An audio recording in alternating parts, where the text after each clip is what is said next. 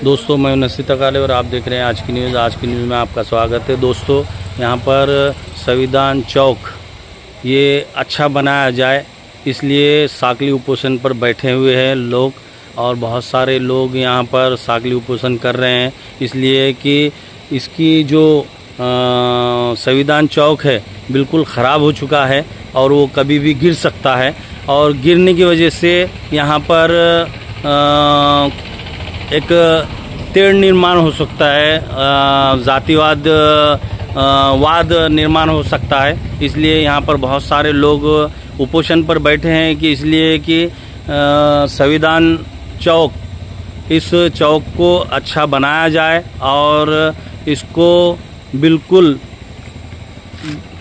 नया किया जाए, ऐसा साकली बेमुद्दत साकली उपोषण किया जा रहा है। हम उपोषणकर्ता से पूछते हैं कि इनकी मांग क्या है, और ये कम से कम मेरे हिसाब से 1 साल से इनका चालू है मांग, लेकिन किन्नौर नगर पालिका इस तरफ ध्यान ना देते हुए खामोश बैठी हुई है, और किन्नौर नगर पालिका की तरफ इसकी निधि भी आ चुकी है, लेकिन क्यों इस संविधान चौक को क्यों नया नहीं बनाया जा रहा है इस तरफ, क्या कारण है ये तो उपोषणकर्ता ही बताते हैं। हम उपोषणकर्ता से पूछते हैं कि इनकी मांग क्या है।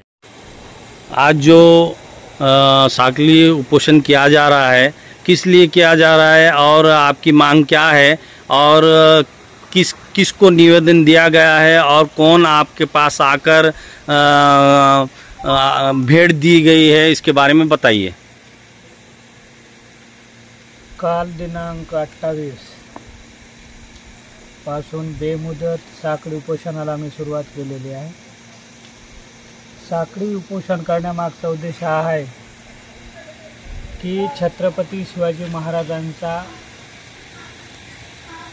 पुतळा जो जुना होता त्याला निष्कासित करून तिथं नवीन पुतळा बसवण्याचा प्रस्ताव नगरपालिकेकडून तयार करण्यात आलेला होता, परंतु निष्कासित केलेल्या ठिकाणी न बसवता चुकीच्या पद्धतीने, जे की तो निष्कासित पुतळेची जागा आणि संविधान स्तंभाची जागा हे दोन्हीही गट वेगवेगळे आहेत, परंतु इथल्या नगर अध्यक्ष व इथल्या स्थानिक आमदारांनी स्वतःच्या राजकारणासाठी मतं मिळवण्यासाठी इथं मग दलित, मुस्लिम, आदिवासी, अल्पसंख्याक यांच्यामध्ये भानगडी लावून या शहरातलं वातावरण कसं बिघडेल ह्याच्याकडे त्यांनी जास्त लक्ष दिलेलं आहे। विकासाच्या नावाखाली या किनवट माहूर तालुक्यामध्ये एक जाती तेढ निर्माण करण्याचं काम हे लोक करतायत। इथली मनुवादी संघटना,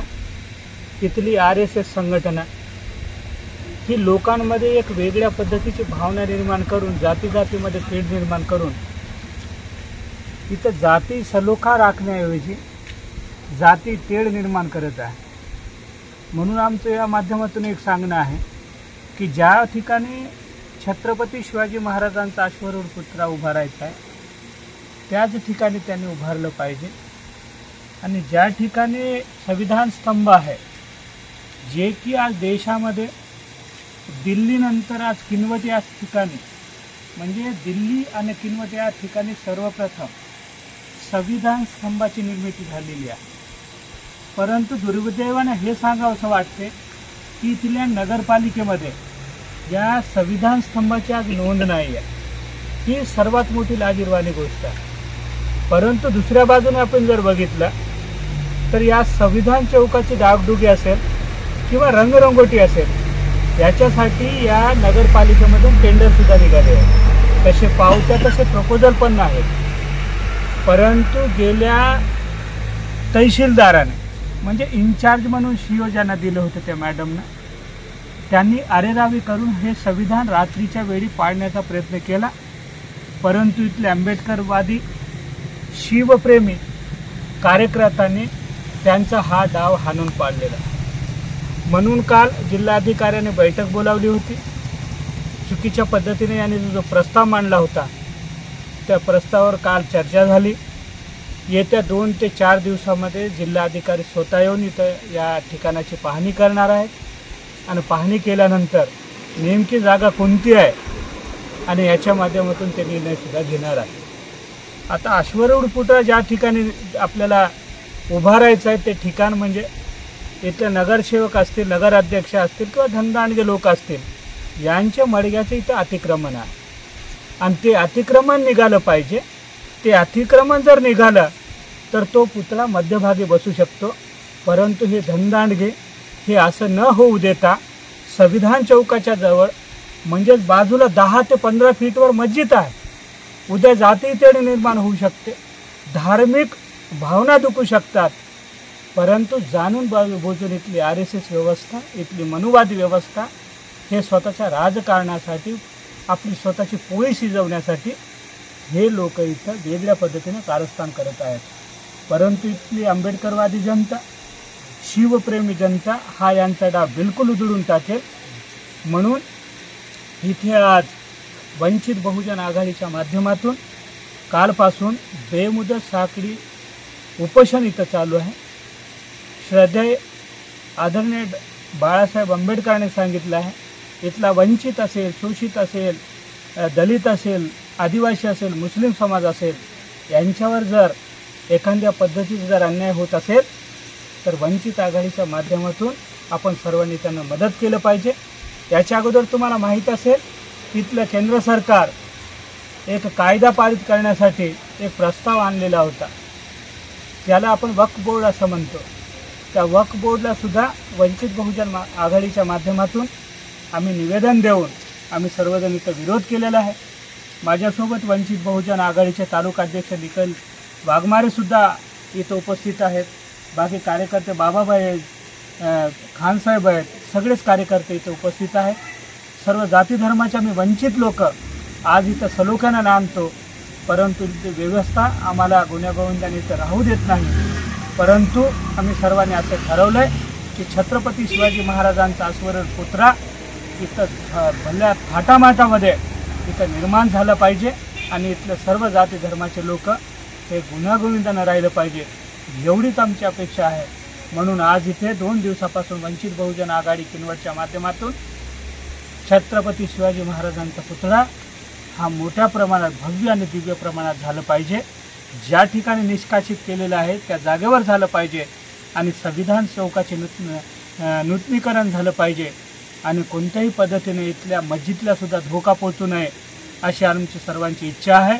कारण डॉक्टर बाबासाहेब आंबेडकरांनी या संविधानामध्ये सर्व जाती, धर्म, पंथ सर्वांना समान अधिकार देऊन या देशाला एक धर्मनिरपेक्ष देश म्हणून या जगासमोर डॉक्टर बाबासाहेब आंबेडकरांनी लोकशाहीच्या माध्यमातून समोर आणलेलं आहे. इथल्या जर कोणत्या जातीवादी संघटना अन्य कोणावर वंचितांवर जर अन्याय करण्याचा प्रयत्न करत असतील तर बिलकुल आम्ही ते खपवून देणार आहे आणि त्यांना सडेतोड उत्तर आम्ही बिलकुल त्यांना देऊ. एवढंच या प्रसंगी मी सांगतो आणि इथे थांबतो. धन्यवाद. उपोषणकर्त्यांशी आमचं बोलणं झालं. आमचे मराठा बांधव, आमचे सर्व मावळे, आम्ही सर्वच छत्रपती शिवरायांच्या या फौजेमध्ये गुप्तहेर करणारे, सिक्रेट माहिती देणारे खूप जवळचे जर कोणी असतील तर माझे मुस्लिम बांधव होते, दलित बांधव होते, आदिवासी बांधव होते. त्या छत्रपती शिवाजी महाराज यांच्या अष्टप्रधानमध्ये सर्व जाती धर्माचे लोक होते. परंतु आज छत्रपती शिवरायांना एक जाती एका धर्माच्या नावानं समोर आणून हिंदू मुस्लिम दंगे पसरवण्याचं काम हे लोक करत आहेत. म्हणून हे कदापि आम्ही शक्य होऊ देणार नाही. आणि त्याही माझ्या मराठा बांधवांची इच्छा आहे की ज्या ठिकाणी छत्रपती शिवरायांचा जुना पुतळा निष्कासित करण्यात आला त्याच ठिकाणी भव्य आणि दिव्यप्रमाणे छत्रपती शिवरायांचा पुतळा उभारला गेला पाहिजे अशी त्यांची इच्छा आहे. परंतु ही व्यवस्था इथल्या मनुवादी तर RSSच्या लोकांना ते मान्य नाही आहे. इथलं नेहमी भांडणं झाले पाहिजे, जाती जातीमध्ये दंगल उडाले पाहिजे, त्याचा फायदा आपल्या राजकारणासाठी झाला पाहिजे, ही व्यवस्था ते तयार करत आहेत. परंतु डॉक्टर बाबासाहेब आंबेडकरांनी या देशाला सर्वात मोठी लोकशाही दिलेली आहे. त्या लोकशाहीच्या माध्यमातून हा देश चालणार आहे. कोणत्याही हुकुमशाहीच्या किंवा कोणत्याही मनुवाद्याच्या व्यवस्थेनुसार हा देश चालणारा नाही. म्हणून बाबासाहेब आंबेडकरांनी दिलेले संविधान या देशाला चालवेल हेच आम्हाला सांगणं आहे. कल अधिकाऱ्यांनी बैठक बोलावली होती. इथले DSP असेल, कॉन्स्टेबल असतील, इथला तहसीलदार कार्यालयाचे असतील किंवा नगरपालिकेचे CEO असतील आणि अन्य उपोषणकर्त्यांनी आम्हाला सुद्धा तिथं बोलवलेलं होतं. काल तिथं विचारण्यात आले, प्रत्येक बाजूवर एक छाननी झाली, प्रत्येक बाजूने तपासणी झाली. तेव्हा जिल्हाधिकारी साहेब म्हणाले की मी 4 ते 5 दिवसामध्ये किनवटला येऊन प्रत्यक्ष स्थळाची पाहणी करणार आहे, कारण इथल्या या लोकांनी चुकीच्या पद्धतीने जिल्हाधिकाऱ्यांकडे प्रस्ताव सादर केलेला आहे. मला वाटतं जवळपास 90 ते 1 करोडच्या मध्ये या लोकांना पुतळ्याचे पैसे सुद्धा उचलून खाल्लेले आहे.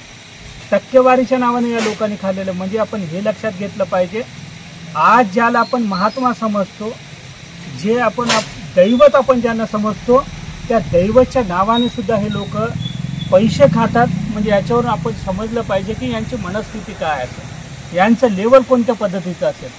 म्हणून या माध्यमातून मला एक सांगणं आहे की 5 ते 6 दिवसामध्ये जिल्हाधिकारी साहेब इथे येणार आहेत, प्रत्यक्ष या स्थळाची पाहणी करणार आहेत. आणि तुम्हाला एक सांगू इच्छितो की सर्वप्रथम इथल्या नगरपालिकेमध्ये